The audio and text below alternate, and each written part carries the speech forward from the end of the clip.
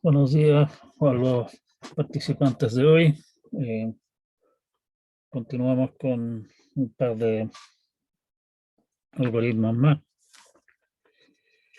que caen bajo el título de recorrer grafos.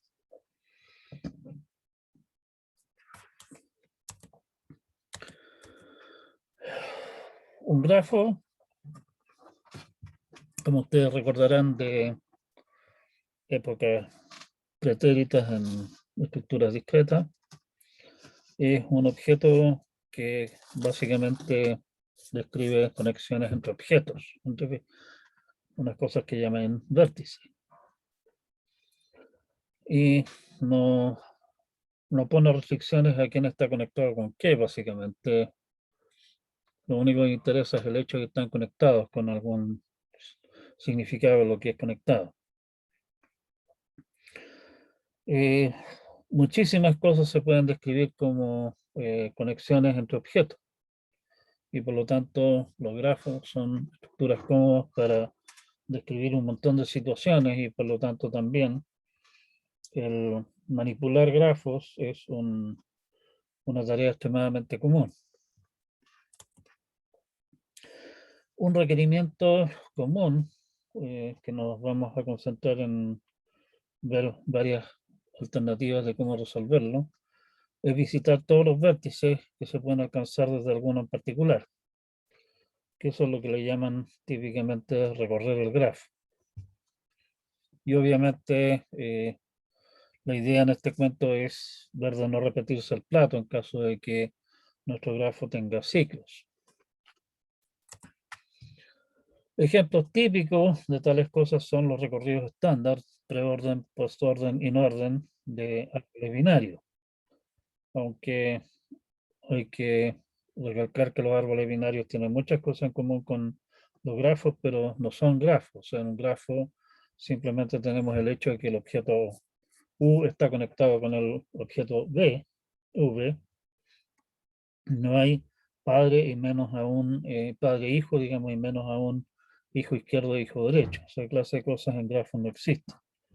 Pero los árboles binarios también son objetos en los cuales hay vértices no conectados entre sí. Representaciones de los grafos.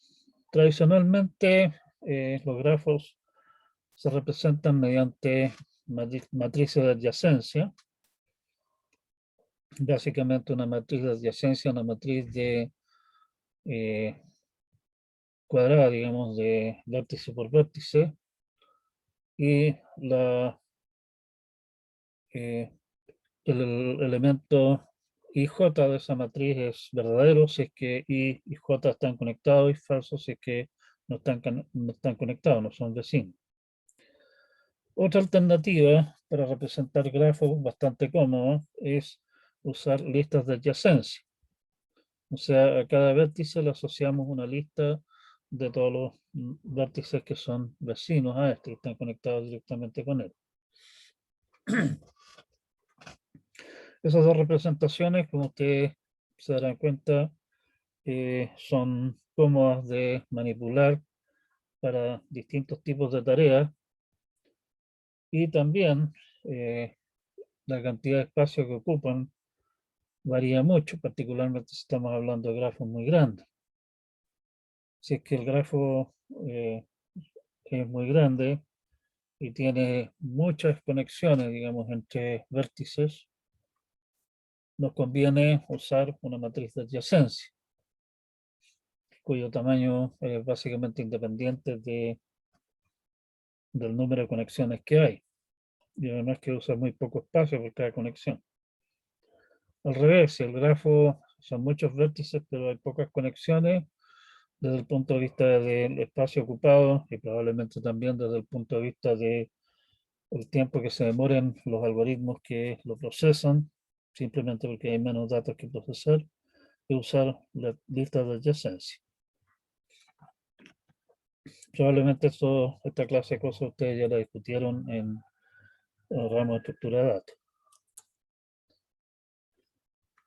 Otra opción es directamente representar nuestro grafo como una maraña de no en memoria, digamos, como estructuras en memoria, con punteros que apuntan a los, eh, los vecinos. O, posiblemente cada nodo contiene una lista de punteros a los vecinos. ¿Sí? La representación típica de árboles binarios que ustedes conocen en general de árboles generalmente anda por esa vía. Por el otro lado, muchos de los grafos que a uno le interesan procesar son simplemente demasiado gigantescos para generarlos completamente de una. Por ejemplo, consideren el caso de, por ejemplo, un juego, que si ustedes conocen un juego de damas o de ajedrez, podemos considerar ahí que son vecinos, posiciones, si es que desde una posición en una jugada puedo llegar al otro, ¿sí? Por ejemplo. Bueno, en ese caso, la cantidad de posibles posiciones que tienen las piezas en un tablero de ajedrez es tan gigantesca que es imposible generarlas todas. Y más aún, típicamente lo que nosotros hacemos, como lo hicimos, por ejemplo, en el caso de backtracking del problema de las 8 reinas, estamos revisando solamente una fracción mínima del total del grafo. Pueden imaginarse el cuento eh, de lo que hace nuestro algoritmo de backtracking para resolver el problema de las 8 reinas, como que va recorriendo un árbol, ¿sí? Un árbol con raíz en el fondo. Y ese árbol con raíz no revisa todas las posibilidades, sino que solamente una fracción mínima. Entonces no tiene mucho sentido armar el árbol completo para al final descartar la mayor parte de él. En tal caso, los grafos suelen representarse más bien por la vía de una rutina que, dado un vértice, me da los vecinos de ese vértice. ¿Sí? O sea, el grafo no está dado explícitamente, sino que está dado implícitamente por la vía de calcular los vecinos. Bueno, para no tener que estar repitiendo demasiadas veces las mismas definiciones, en el fondo en lo que viene a continuación, vamos a suponer un grafo que vamos a llamar G, que tiene V vértices y E arcos. Para referirnos a los vértices del grafo G, vamos a anotar V sub G. De esa manera, si es que estamos hablando de varios grafos, yo puedo decir que si yo VG', VG segunda, estoy hablando de los vértices del grafo G' o el grafo G segunda. Para sus arcos, de la misma manera, vamos a usar E sub G. Los vecinos del vértice V en V sub G, los vamos a anotar N sub G de V, es simplemente el conjunto de los U perteneciente a V sub G, tal que V es un arco de G, o sea, pertenece a E sub G. Vamos a usar como estructuras de datos en nuestros algoritmos conjuntos, set. Vamos a usar pilas, stack y colas como estructura de datos, llamémoslo así, prehechas, digamos, predefinidas en nuestros programas, en nuestros algoritmos. Si ustedes se dan una vueltecita por la documentación para Python, por ejemplo, se van a encontrar que esa clase de estructuras son ya sea parte integrante del lenguaje o su biblioteca estándar, o hay bibliotecas bibliotecas simples de usar, digamos, que permiten hacer uso de esa clase de estructura. Así que ahí estamos bien. No son particularmente difíciles de construirse uno mismo, versiones más o menos rudimentarias de estas cosas. Eh, Lenguajes como C++, por ejemplo, incluyen esta clase de cosas como parte de su biblioteca estándar. En C estamos más o menos fritos, ahí hay que hacer las cosas más grandes.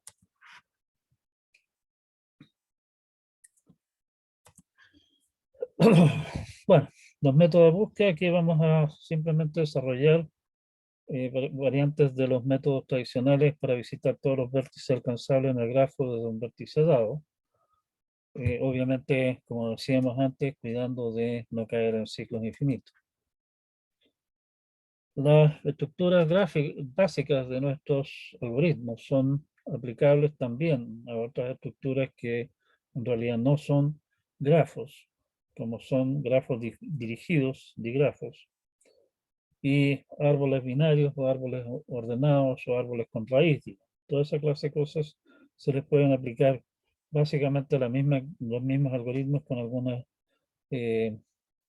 ¿cómo se llama? Con algunas modificaciones más o menos obvias.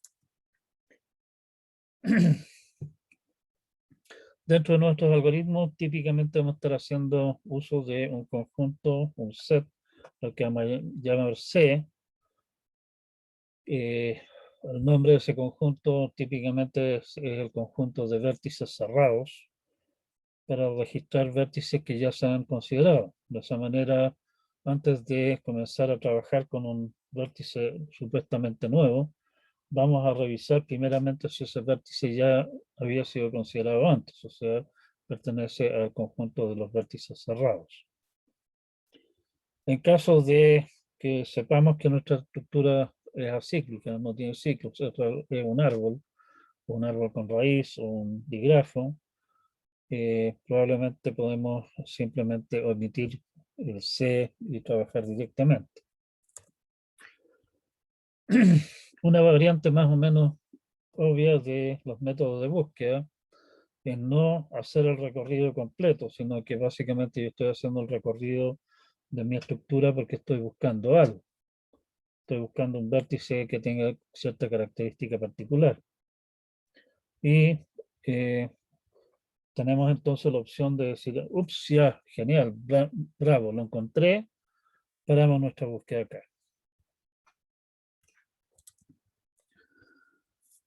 El otro tema con el que nos vamos a encontrar, que también tendremos que encontrar alguna solución a él, es qué es lo que nosotros realmente consideramos la solución. Puede ser que la solución sea simplemente el vértice. Oiga, este es el vértice que cumple con las condiciones que usted me está dando. Pero típicamente en realidad lo que nos interesa no es simplemente el vértice, sino que queremos que nos den un camino para llegar a ese vértice desde nuestro punto de partida. La técnica general para hacer esto es almacenar los vértices visitados y a cada uno de ellos asociar el vértice padre en el sentido de que llegamos a él, al vértice que tengo entre manos desde ese. Y después entonces cosa seguir ese camino padre, hasta llegar finalmente a la raíz.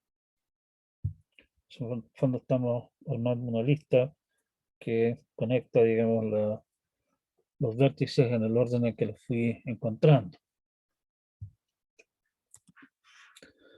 Bien, el caso más simple de búsqueda es lo que se conoce como búsqueda en profundidad. En inglés se le conoce como Depth First Search y se abrevia DFS, y esa va a ser la abreviatura que nosotros vamos a usar acá también. La idea es recorrer un camino del grafo hasta llegar al final, hasta llegar a un vértice que no tenga vecinos que no han sido visitados todavía. Y una vez que hayamos llegado ahí, digamos, devolverse y continuar desde allí. O sea, básicamente, si ustedes se fijan, esto es esencialmente lo mismo que nosotros hicimos cuando estábamos haciendo backtracking. Y la versión recursiva de este algoritmo, y aquí, ojo, estamos hablando de un algoritmo que recorre un grafo, no simplemente un árbol, como estábamos de alguna manera implícitamente suponiendo en backtracking, y por lo tanto requerimos nuestro conjunto C. Nuestro conjunto C es una variable global, digamos que inicialmente es el conjunto vacío y el procedimiento DFS del grafo G partiendo del vértice S, lo que hace primeramente es agregar S al conjunto C, enseguida procesa S, que lo que significa procesar S es obviamente que dependerá íntimamente de qué es lo que estamos tratando de hacer con el grafo, tal vez sea, no sé, eh, eh, escribirlo, digamos, o tal vez contabilizar a qué distancia está del punto de partida, qué sé yo, puede depender, como digo, del caso de qué es lo que queremos hacer.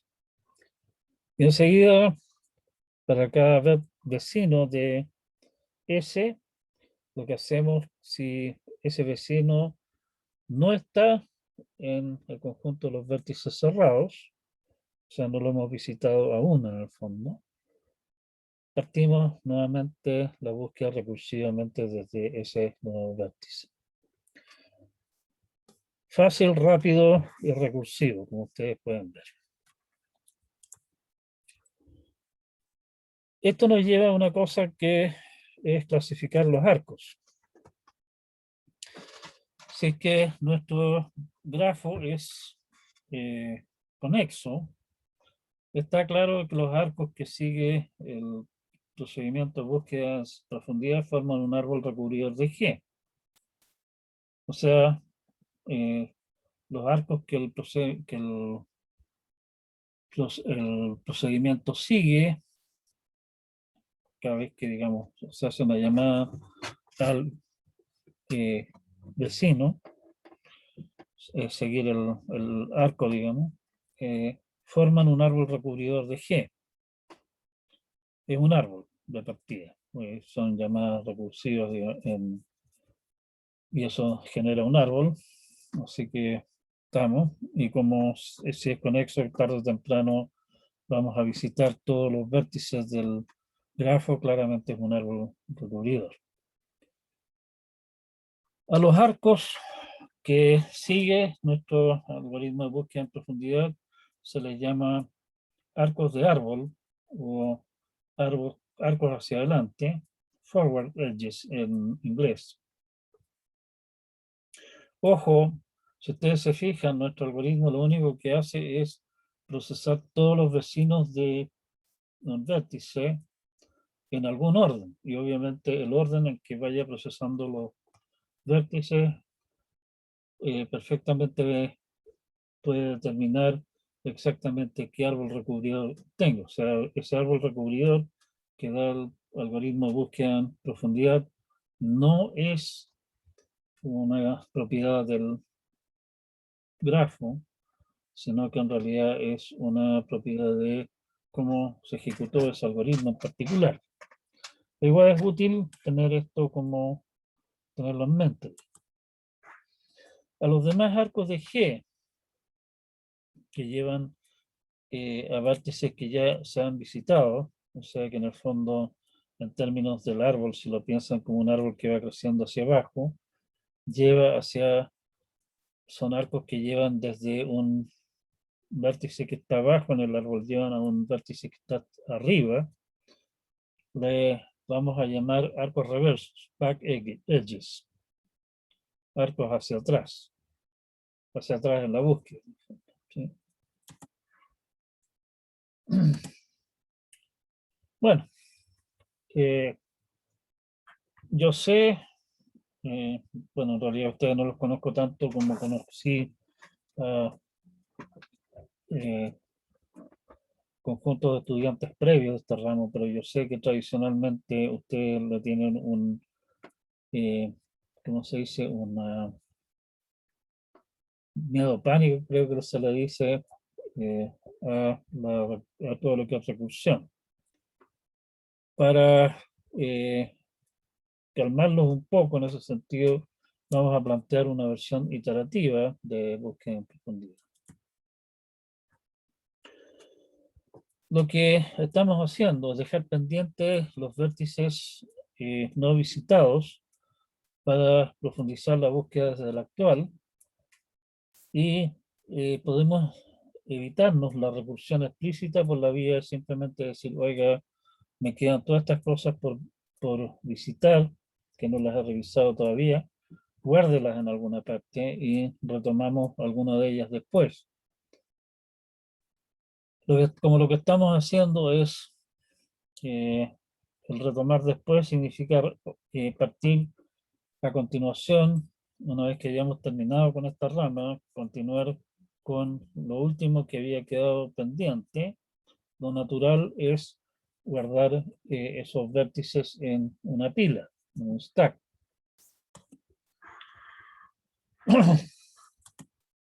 Y en ese caso, nuestra versión iterativa, que tiene una serie de ventajas, digamos, también,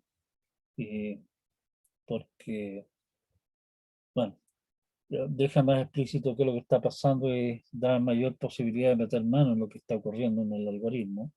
Por ejemplo, en el caso de la búsqueda en profundidad recursiva, el cortar la búsqueda en algún punto relativamente ligoso, porque básicamente tengo que avisarle a, cuando llegue a ese punto, tengo que de alguna manera avisar hacia arriba, digamos, hacia las llamadas que están todavía sin completarse, de que ya no hay más trabajo que hacer, que está bueno y nos vamos. Eso es más fácil de hacer en este caso.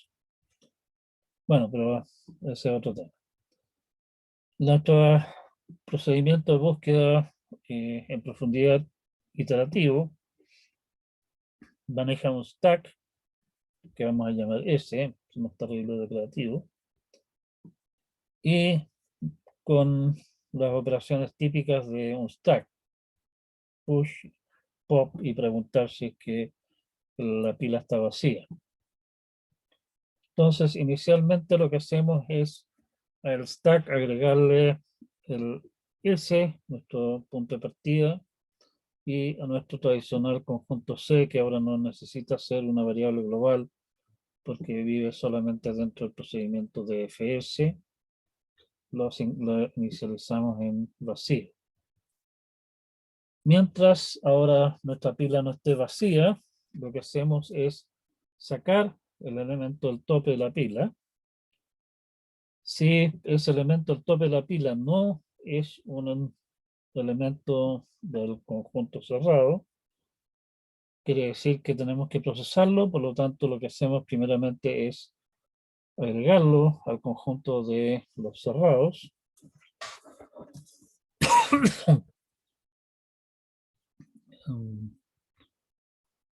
Hagamos esto aquí. Lo agregamos al conjunto de los cerrados, procesamos ese vértice y agregamos todos sus vértices vecinos en algún orden que no hayan sido todavía visitados a nuestra pila. ¿Sí?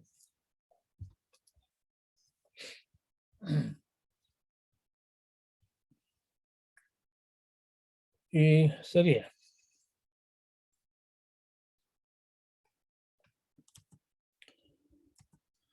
Búsqueda a lo ancho. Profesor, Y dígame. ¿puede volver? Que le quiero preguntar algo. Ah, perdón. Dígame. Si ese algoritmo encuentra una solución, porque además que podrían haber varias a cierto problema, ¿cómo hace para parar ahí y no simplemente verlas todas? Porque igual sería ineficiente que siguiera buscando. Por eso digo, o sea, en el caso de este algoritmo en particular es bastante simple parar el proceso. Básicamente lo que tendrías que hacer sería decir, oiga, el procesar ese, aquí aparece como una llama a una rutina, ¿cierto? pero perfectamente podría ser simplemente código en línea, y que diga, oiga, llegó a la solución, y en ese caso simplemente retorna el procedimiento y se acabó la pega. O sea, de esa manera puedes cortar el procesamiento acá en el momento que haya llegado al destino que andabas buscando. ¿Sí?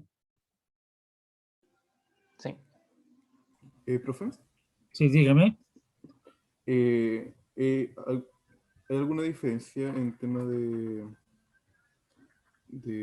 complejidad entre este método iterativo y el método recursivo? ¿Por qué habría de verlo? Si tú te fijas, en realidad los dos están haciendo exactamente lo mismo. Ok, ya. ¿Sí? Ujú.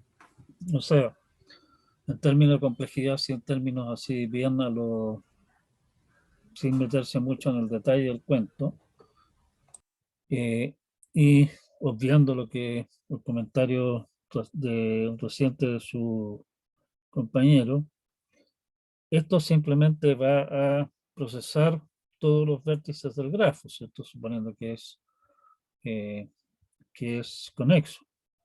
Y para cada vértice está haciendo una cantidad de trabajo que es relativamente constante, ¿cierto?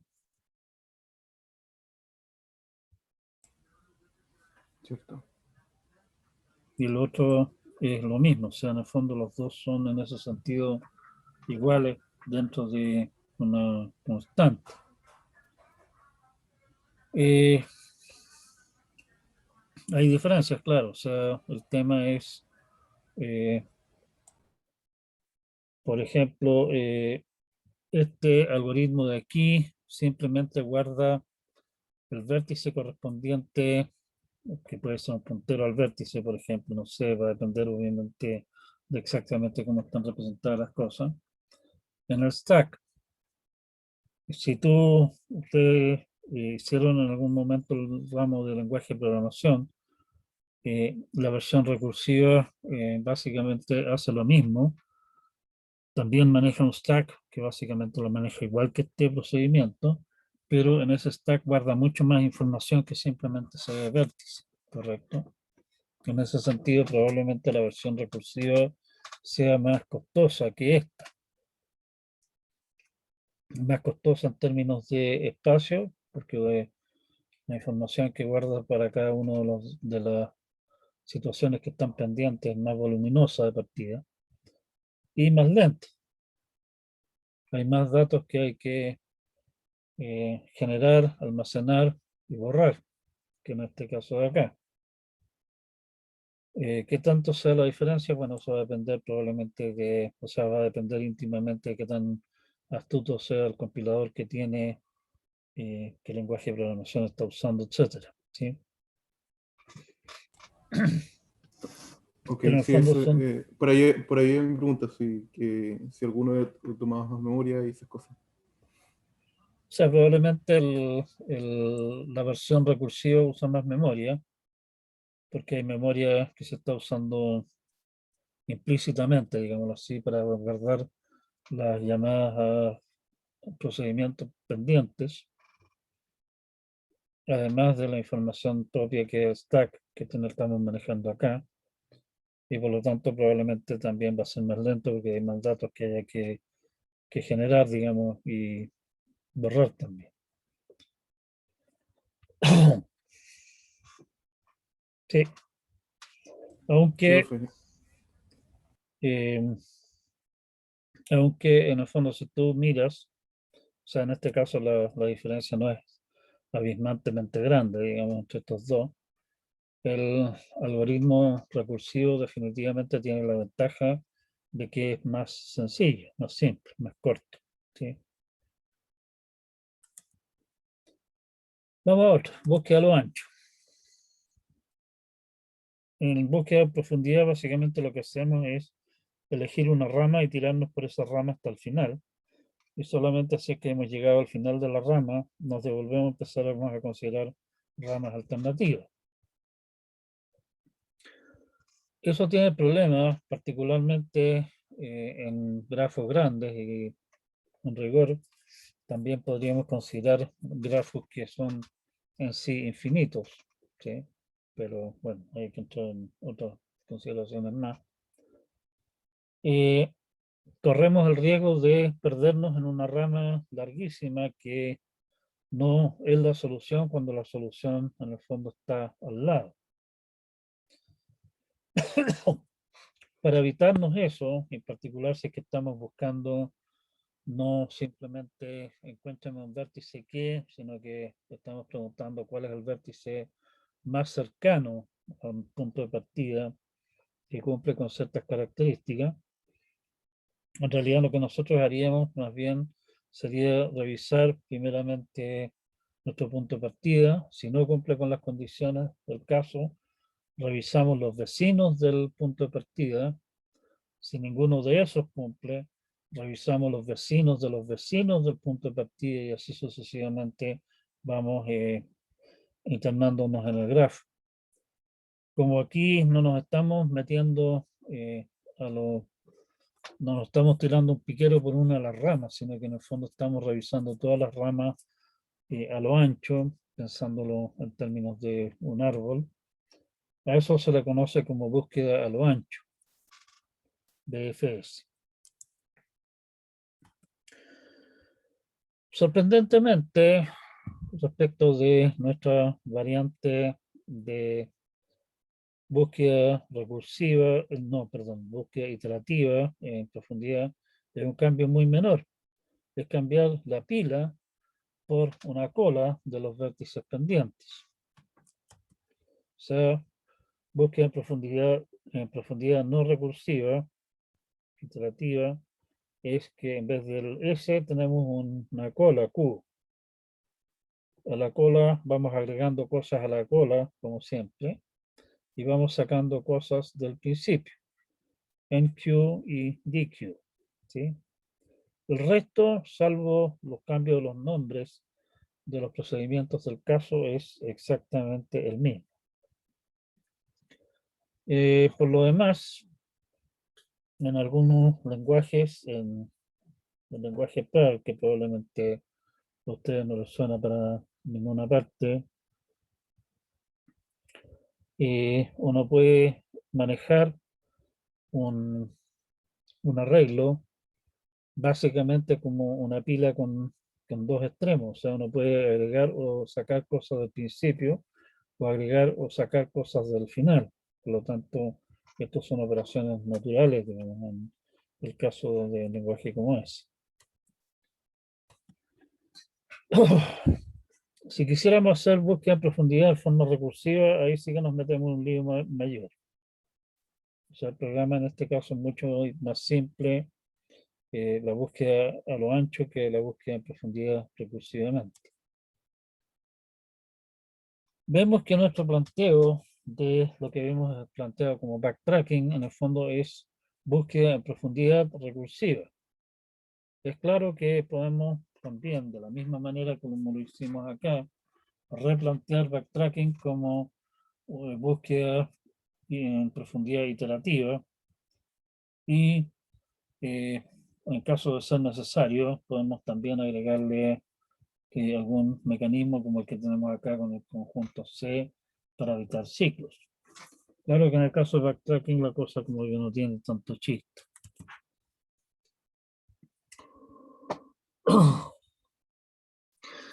Uno de los problemas que tiene búsqueda a lo ancho, ¿sí?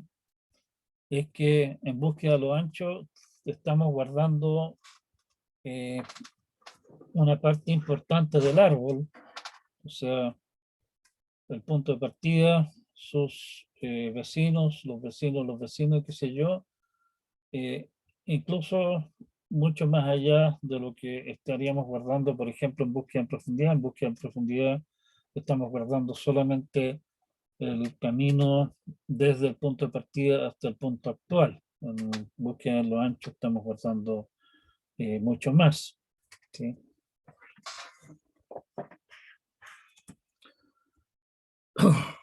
En el caso de aplicaciones del tipo backtracking, particularmente si es que nos conformamos con hacer búsqueda en profundidad o alguna variante similar a eso, en vez de estar pasando la información al proceso hijo, por ejemplo, como lo hicimos en el caso de el problema de las 8 reinas, estábamos manipulando directamente una estructura global que se manipula, que vamos efectuando y desefectuando movidas. Si quisiéramos hacer lo mismo con búsqueda a lo ancho, no nos basta eso, no es cosa de decir, oye, este es el camino que nos llevó acá, puedo deshacer el último paso, tengo que explícitamente guardar las distintas otras posibilidades que todavía están pendientes, por lo tanto es bastante más lioso de manejar. El problema es que búsqueda en profundidad puede perderse en un camino largo y en no encontrar soluciones vecinas que están a la vista, ¿sí? Búsqueda a lo ancho nos garantiza hallar el vértice más cercano, porque lo que estamos haciendo es básicamente ir en oleadas, o sea, los vecinos, después los vecinos de los vecinos, después los vecinos de los vecinos de los vecinos y así sucesivamente. O sea, está garantizado que si hay una solución cerca del punto de partida, la vamos a encontrar. O sea, la vamos a encontrar antes que otras soluciones que puedan estar más lejos.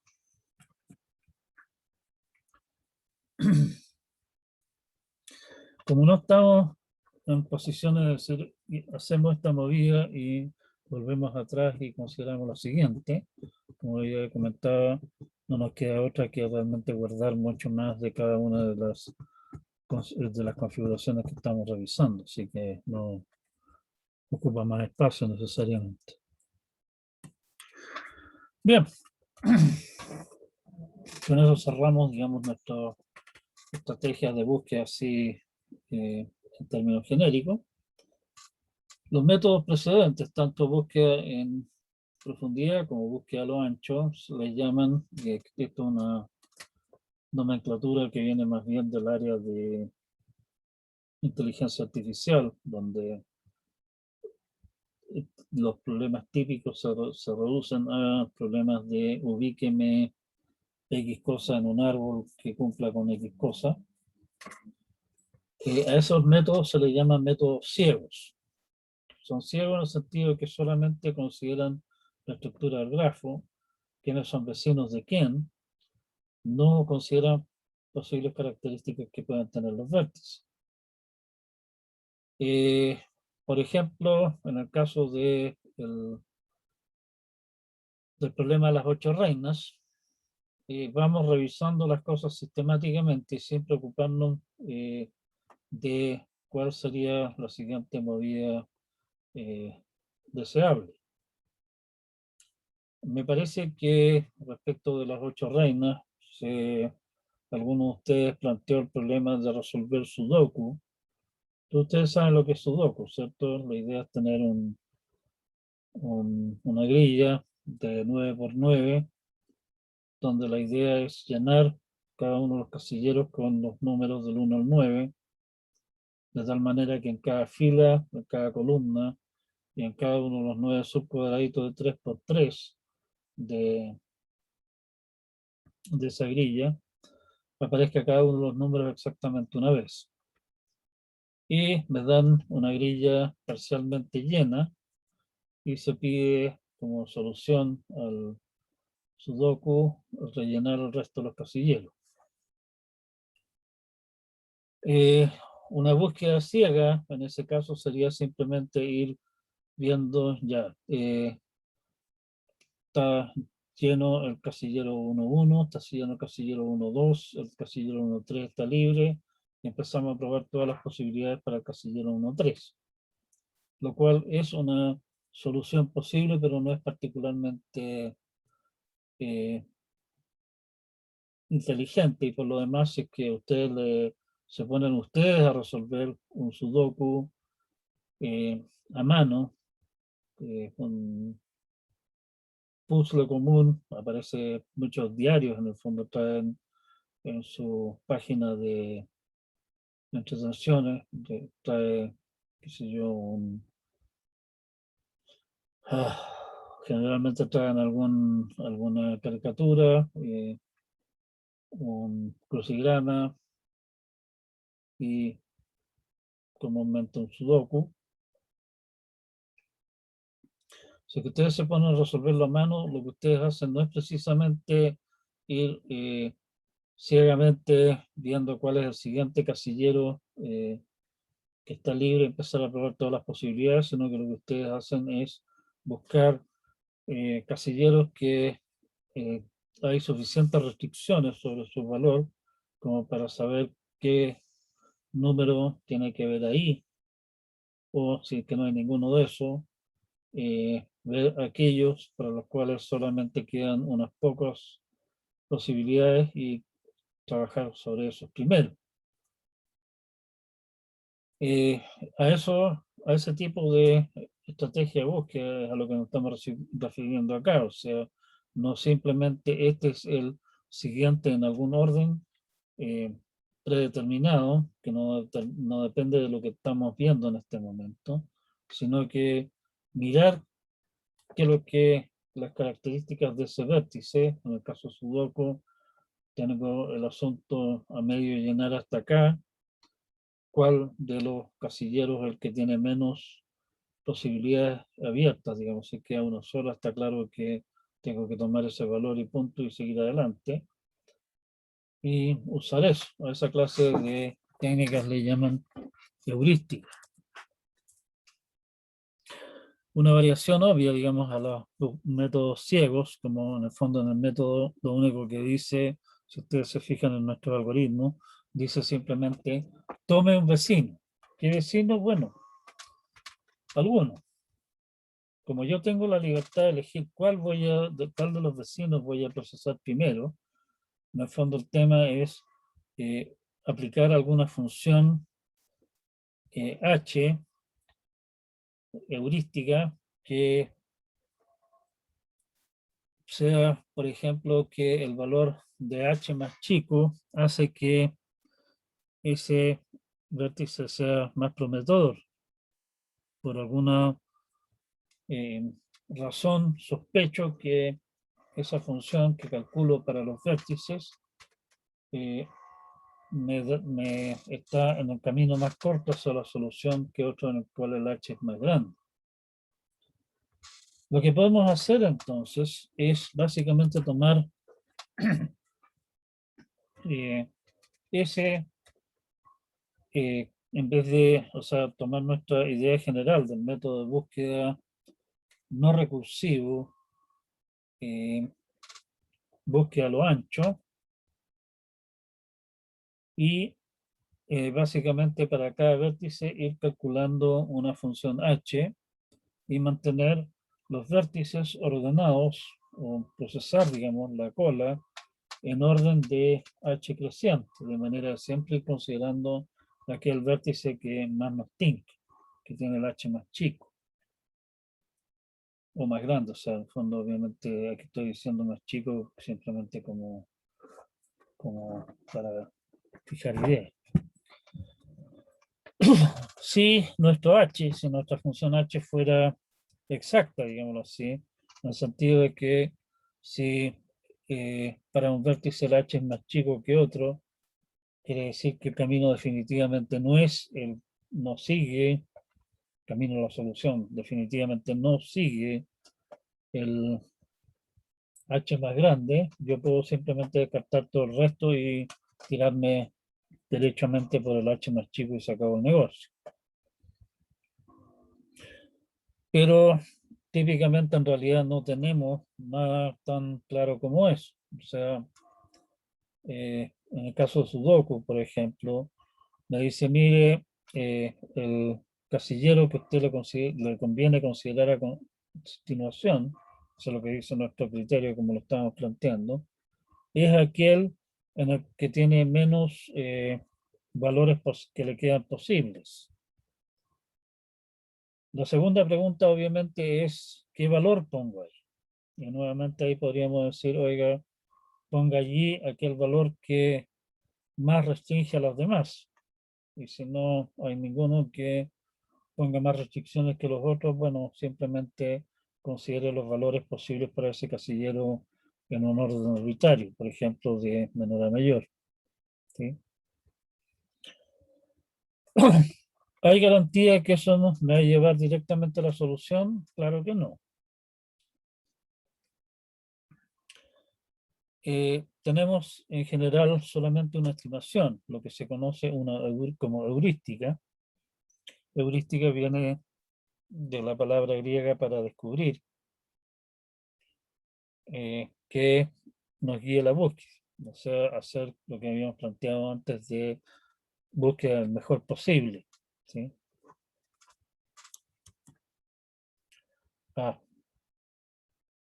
Cambia la cola por una cola de prioridad y vamos trayendo considerando los vértices en ella en orden de h creciente.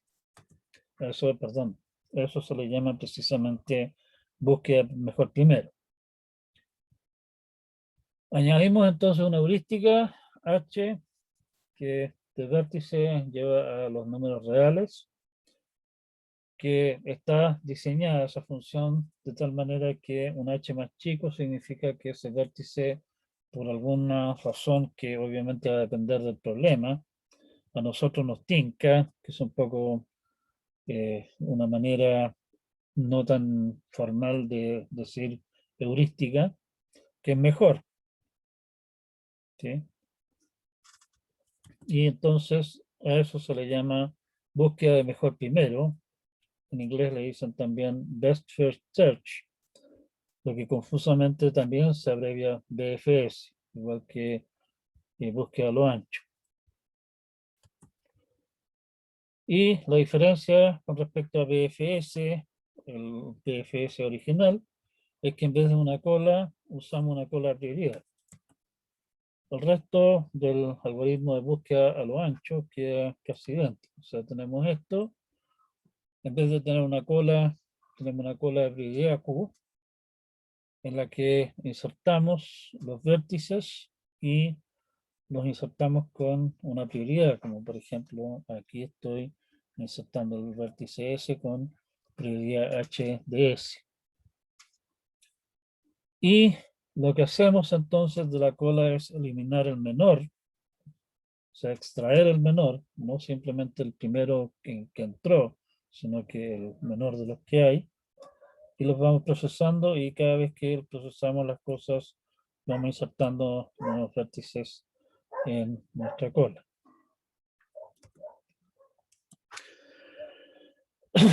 Ya, aplicaciones de recorridos de grafos, ¿para qué clase de cosas sirve esto?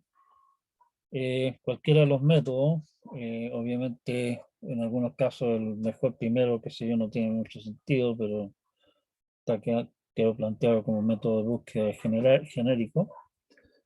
Una aplicación obvia es determinar si un grafo es conexo. Si una búsqueda alcanza todos los vértices, o sea, después de partir de uno y recorrer todos los que puedo alcanzar desde allí, los encontré todos, quiere decir que el grafo era conexo. ¿Qué búsqueda ocupo? Puedo usar cualquiera, búsqueda en profundidad, búsqueda a lo ancho, da más o menos lo mismo. Y como búsqueda en profundidad usa menos memoria en el camino, igual tengo que recorrerlos todos, probablemente lo hagamos mediante búsqueda en profundidad. Si es que lo que queremos hacer es determinar cuáles son los componentes conexos de nuestro grafo, bueno, lo que hay que hacer es que si determinamos que quedan vértices sin visitar después de una ronda de hacer esto desde algún vértice cualquiera, echamos a andar de nuevo nuestro método de búsqueda con algunos de los vértices que no hayan sido alcanzados antes y repetimos el cuento hasta que no nos quede nada sin visitar. Por toda articulación, en realidad aquí habría que hacer un monito probablemente. Un puerto de articulación en un grafo conexo es un vértice tal que si se elimina del grafo, el resultado no es conexo. Puntos de articulación son importantes, por ejemplo, si es que lo que a nosotros nos interesa es construir una red, ya supongan, por ejemplo, que queremos construir una red eléctrica que llegue a una colección de ciudades, nuestros vértices.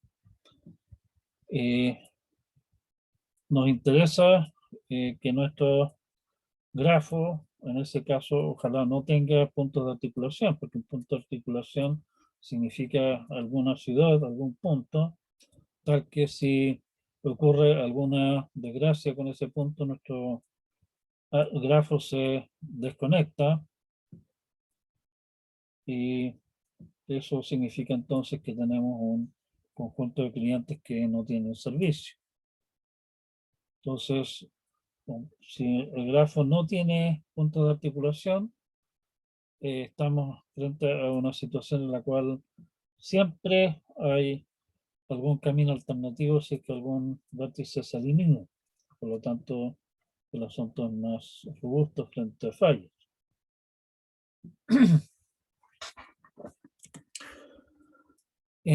Por ejemplo, C es un punto de articulación del grafo. Si es que yo elimino el vértice C de este grafo acá, me queda B por un lado, me queda G por el otro, me queda DF por el otro lado. O sea,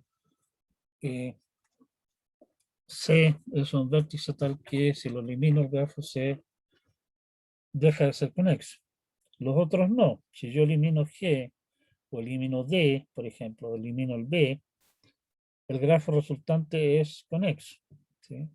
O sea, el punto de articulación de este grafo es C. Hay un único punto de articulación. Está claro que un grafo podría tener varios.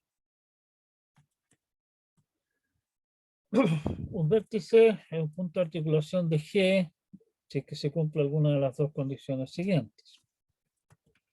B es raíz del árbol de búsqueda en profundidad y tiene al menos dos hijos.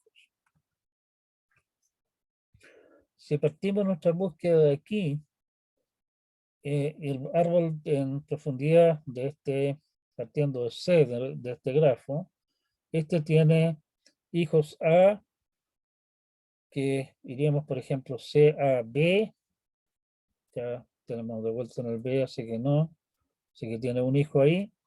Desde el C iríamos al G, que no es vecino de ninguno de los ya visitados, así que ahí tiene un segundo hijo.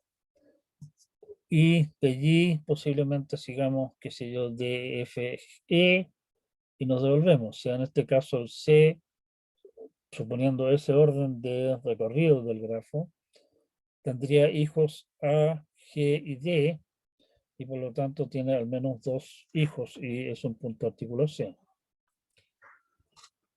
Si partiéramos en algún otro lado,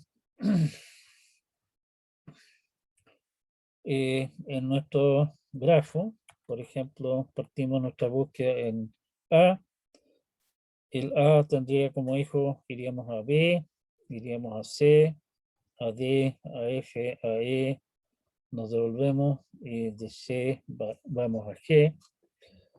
Y si ustedes se fijan, el C, como dice la condición de acá, tiene un hijo U, tal que ninguno de los descendientes de U tiene un arco reverso a un centro de V. Verifiquen esa condición en nuestro grafo, suponiendo que estamos partiendo en A y estamos haciendo una revisión, ¿sí? En profundidad partiendo de ahí. Entonces, en esos términos, el hallar puntos de articulación del grafo es, obviamente, primeramente tendríamos que verificar que nuestro grafo es conexo, cosa que es una aplicación de búsqueda en profundidad. Si no es conexo, claramente no tiene chiste toda esta historia. Y es una simple aplicación de búsqueda en profundidad del grafo. El verificar para cada uno de los vértices que no cumpla que cumpla con alguna de estas dos condiciones. En esta aplicación, en realidad, el que estemos haciendo la búsqueda en profundidad, y aquí no importa de que lo estamos haciendo en profundidad y no lo ancho. Y acá el que hagamos la búsqueda en profundidad es central, porque lo que queremos hacer es encontrar todos los vértices que se alcanzan desde un hijo de la raíz antes de procesar los demás vecinos de la raíz. ¿Sí? Otra aplicación es determinar si un grafo es bipartito. Si ustedes recuerdan, un grafo se dice bipartito si es que lo podemos considerar como un grafo sobre dos conjuntos de vértices, X e Y, tales que sean obviamente disjuntos X e Y tales que solamente hay arcos entre un vértice en X y un vértice en Y. Una manera alternativa de escribir grafos bipartitos es decir que se pueden colorear con dos colores, donde un coloreo de un grafo es pintarrajear los vértices de tal manera que nunca hayan dos vecinos del mismo color. Los grafos bipartitos son bastante importantes porque hay montones de situaciones en las cuales tenemos cosas que son naturalmente representables mediante grafos bipartitos. Por ejemplo, el caso de que tengamos personas y tareas a efectuar y decimos que una persona está relacionada con una tarea si es que esa persona es capaz de efectuar esa tarea. ¿Sí? Ahí tenemos claramente un grafo bipartito, personas por un lado y tareas por el otro. Y no hay tareas capaces de hacer una tarea, ni personas capaces de hacer una persona, eso no tiene sentido. Por lo tanto, el grafo naturalmente es bipartito. El determinar si el grafo G es bipartito y identificar X y Y es básicamente elegir algún vértice de partida arbitrario y asignarle un color, o sea, básicamente asignarlo ya sea al conjunto X o al conjunto Y, y recorrer el grafo y cada vez que visitemos un vértice, asignarle, si es que no ha sido visitado aún, el color contrario del vértice del cual llegamos a ese. Si es que nos encontramos con algún vértice que ya habíamos visitado antes, verificamos que el color es consistente. O sea, si que estoy parado, por ejemplo, en un vértice azul y tengo un vértice vecino que ya había sido visitado, si ese vértice vecino que ya había visitado le había asignado el color azul también, quiere decir que encontré un conflicto y mi grafo no es bipartito. Si es que ese nuevo vértice, o sea, ese antiguo vértice más bien, es rojo, no hay problema porque estoy en un vértice azul y sus vecinos tienen que ser rojos. ¿Sí? Bueno, si es que al hacer esto agotamos una componente conexa del grafo, es cosa de comenzar la búsqueda en alguna otra. En este caso, a diferencia de la situación anterior, qué recorrido utilicemos es perfectamente irrelevante. O sea, podemos usar tanto búsqueda en profundidad como búsqueda a lo ancho para hacer la tarea. La cantidad de trabajo que se haga va a ser, siempre que el grafo realmente sea bipartito, va a ser simplemente proporcional al número de vértices del grafo. Así que no hay mucho que se pueda ganar por hacer uno o lo otro primero o utilizar algún método de búsqueda heurística como búsqueda mejor primero, salvo que tengamos algún criterio que me permita, o sea, salvo que sea una situación que haga sospechar de que en realidad el grafo no es bipartito y que queremos demostrar eso lo más rápidamente posible, en cuyo caso posiblemente usemos otro tipo de búsqueda. Si ustedes recuerdan las cosas que nosotros hicimos en informática teórica, cuando, por ejemplo, recorríamos, cuando nosotros jugábamos con los DFA, los DFA los representábamos finalmente como grafos dirigidos y por lo tanto muchos de los algoritmos que nosotros en su oportunidad aplicamos a los DFA eran en el fondo algoritmos de recorrido de un grafo. Cuando queríamos, por ejemplo, determinar símbolos inútiles de una gramática, también estábamos recorriendo ahí un grafo. ¿Sí? Bien, estamos básicamente en la hora, así que por suerte vamos a ir a un pequeño resumen. Discutimos las técnicas de recorrido de grafos más comunes en profundidad y a lo ancho, y vimos cómo programarla en forma iterativa ambas, y que algunas variantes de eso, búsqueda mejor primero, por ejemplo. Algoritmos del mismo tipo son aplicables a estructuras que en realidad no son grafos, como árboles binarios. Si ustedes miran que lo que es búsqueda en profundidad es fundamentalmente lo que llaman ahí recorrido en preorden. ¿Sí? Hablamos un poquitito de cuáles son las ventajas y desventajas de búsqueda en profundidad y a lo ancho, y hablamos un poco de la variante de mejor primero. Y vimos un par de aplicaciones. En realidad hay muchísimas aplicaciones a estas ideas de recorrer exhaustivamente alguna cosa. ¿Sí?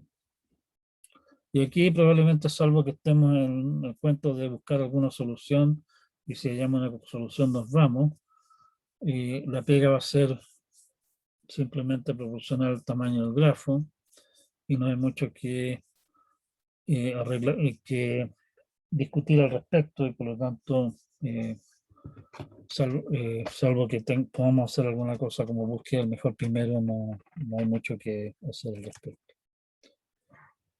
Ya estamos. No sé si hay algún comentario, alguna duda, déjenme para la voz esto y vamos al chat. Veo que no hay ningún comentario hasta acá, ni hay nada que preguntar por lo visto. Sí, dígame. ¿Podría repetir la diferencia del DFS y el BFS? DFS es tirarse por una rama hasta el final, ¿correcto? Cuando llego al final de esa rama ya no puedo seguir porque todos los vecinos que encuentro desde hasta donde estoy son todos vértices ya visitados. Básicamente considero la siguiente alternativa del anterior, ¿sí? BFS lo que hace es partir de uno y de allí comenzar a revisar hacia atrás, o sea, hacia el lado. A ver, espérate, déjame volver a mi presentación. Compartamos pantalla. Ponemos el anotador anotativo. Digamos que vamos a anotar con rojo. Como siempre, esta cosa es muy tonta ya. Pongámonos este grafo de acá como ejemplo, ¿correcto?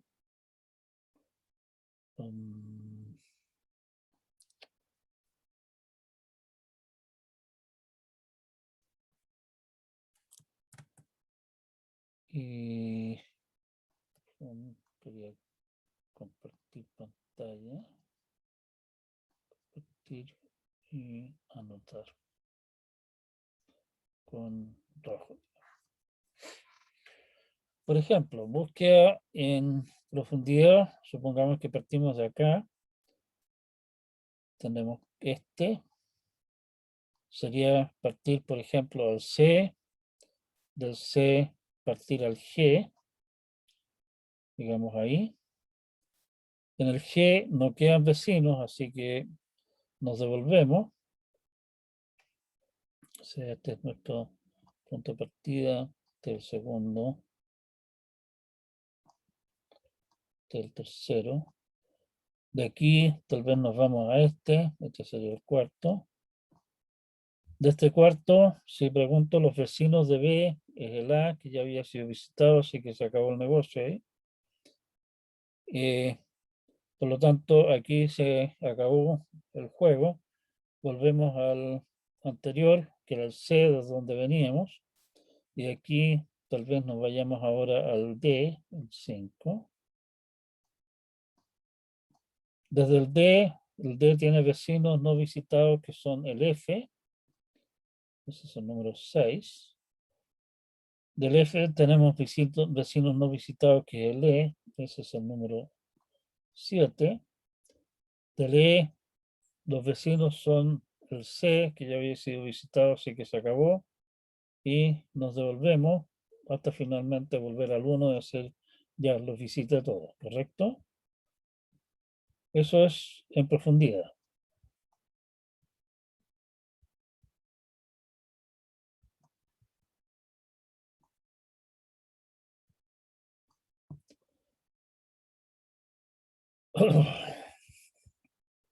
Si hago lo mismo en profundidad ahora, perdón, en lo ancho, sería, por ejemplo, decir, este es el número 1. Los vecinos del 1 son el 2, el 3, y se me acabaron los vecinos del 1. Los vecinos del 2 tengo como vecino el 1 y el 3 que ya estaban visitados, así que ahí se acabó esa cosa. Seguimos por el 3. Vecinos del 3 serían allí S4, S5, S6. ¿Sí? Y se acabaron los vecinos del 3 que no habían sido visitados ya. Seguimos del 4, vecinos del 4, no hay nada nuevo. Vecinos del 5, me dice que este de aquí sería el séptimo en ser visitado. Y se acabaron los vecinos del 5. Vecinos del 6, los vecinos del 6 son el 3 y el 7 que habían sido visitados antes, así que ahí se acabó ese negocio. Después nos toca entonces procesar el 7. Vecinos del 7 son el 5 y el 6, el D y el E, que habían sido visitados, así que ahí terminó el proceso. Eso es búsqueda a lo ancho.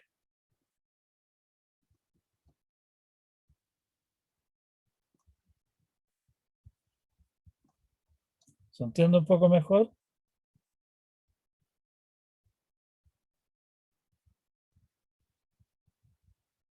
Lo aturdió la respuesta.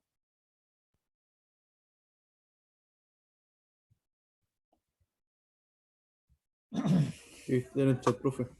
¿Cómo? En el chat creo que respondió. En el chat. Ya. Hasta que ahora tengo que cerrar. Ah, sí, en el chat hay cosas. Voy a tener que clear.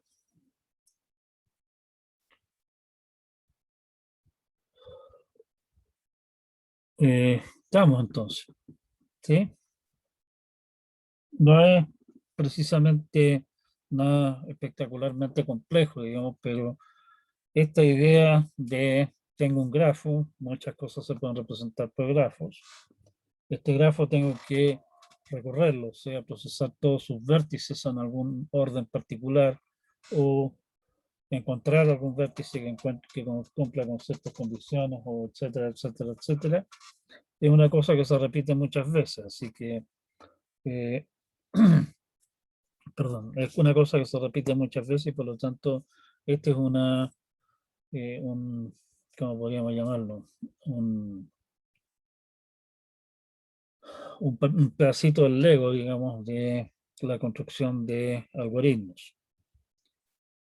Y la idea de backtracking y búsqueda heurística búsqueda mejor primero, son la base de algunos métodos de búsqueda bastante interesantes que vamos a discutir más adelante. ¿Sí? Ya estamos en la hora, así que quedamos hasta acá. Gracias por su atención. Cuídense mucho. Nos vemos el día miércoles. Que estén bien. Que le vaya bien, profe.